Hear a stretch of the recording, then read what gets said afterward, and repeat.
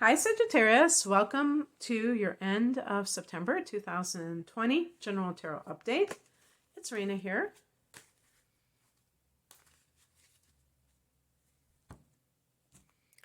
This is off camera. This is just, I don't know. Oops, see? Why do I always think that's that? Ooh.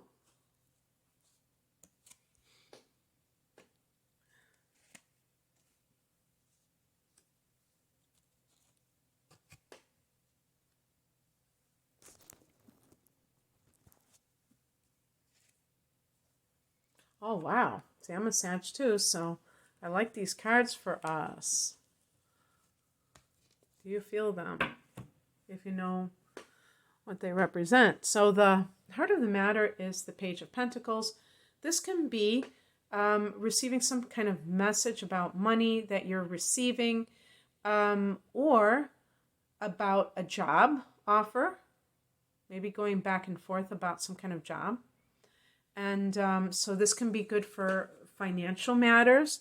This can also be like a relationship, maybe the talking stage with somebody who's an earth sign. Virgo, to me, would be the most likely, but Capricorn and Taurus are other earth signs. And, kind of having that communication with this person. I also think that reading about starting a business or actually being in that infancy stage of starting a business could be part of this, like a money-making endeavor. In the past position, we have the Eight of Wands. So all systems are go. Things kind of moving. Movement. This is fire. We're fire. Wands are fire. Kind of like, to me, bursting forth with that energy after maybe some stagnant experiences where things were not as forthcoming, and now it's like, woo, this is great. I'm rocking and rolling. Sages, like all fire signs, tend to be active people. We tend to have our pet projects, or we're just like physically active, sporty, what have you. And maybe this is even like a new exercise routine. You're starting some kind of a new workout routine, and feeling like if it's something along those lines, perhaps you didn't feel like it in the past, and now you have the discipline. Definitely, we're looking at here with the new moon is going to be in Virgo on the 17th. I'm recording this on the 15th, so it's coming up in 2 days. And the Virgo for Sag is the 10th house of career. So there might be some new developments. I mean, that could be what the Page of Pentacles means for you, is that you're experiencing some kind of promotion or starting a new career in the near future. The higher message is the King of Swords. So the King of Swords sees things very dispassionately. Is not like partial to one thing versus the other. To me, it's almost like he's got like a face of a Buddha in a sense, because Buddhism is very unemotional, very into the intellect, and no mind isn't really, I guess it's the opposite of that, right? But it seems to draw intellectual people to it, because maybe their minds are torturing them because their minds are so active. This sometimes, that when I get, but I don't see the Judgment card, but I still would say that sometimes this may be as a result of some kind of legal decision that this is occurring, but the higher message of that, because of the other interpretation of the King of Swords, is that you had to, in order to experience this movement or change of what has happened, you had to let go emotionally to make it happen. So an example, there's a part of the law of attraction called the art of allowing, which means that the person isn't kind of like tossed from here to there by circumstances. They don't get like freaked out by one circumstance versus another. They tend to be very calm in the face of the upheaval. And the reason is because you kind of have to be. If you're not, if you just freak out every time, like if you, let's say you lost your job or you were on hiatus or whatever they call it, furlough, and you were thinking to yourself, okay, I'm going to get this unemployment, it's going to be great, and then it ran out. And maybe you're getting, more, who knows, but you know that it's temporary. And instead of like doing what most people do and just kind of stressing out, freaking out, you become very zen and you say, this too shall pass. Whatever I'm experiencing is just part of that messy period. When things are starting to move, which is what the Eight of Wands is about, but they haven't fully gotten here yet. So that you're not just constantly feeling this sense of mayhem every time something feels like a change. It's letting go of resistance, I guess I should say. The card that crosses you is the Knight of Cups, and this is a card that can represent somebody, if it's in the upright position, somebody that is offering you love or maybe creative collaboration, and yet it's in the challenge position. So what could be happening, or what may have happened, oops, this thing is completely unstable, I don't know why, is that you had somebody, maybe this is a past relationship, who came on very strong, and they seem to really be hitting all the right notes with you. But the truth be told, they were too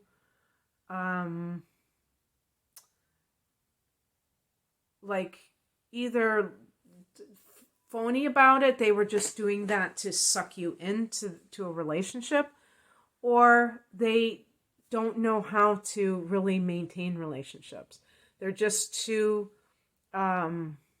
maybe for you, they were too emotional. So especially if this was like a Pisces, but certainly if this was a Cancer individual, these two water signs might be a little bit too emotionally demanding for a Sag, who tends to love freedom in all ways, including emotional freedom.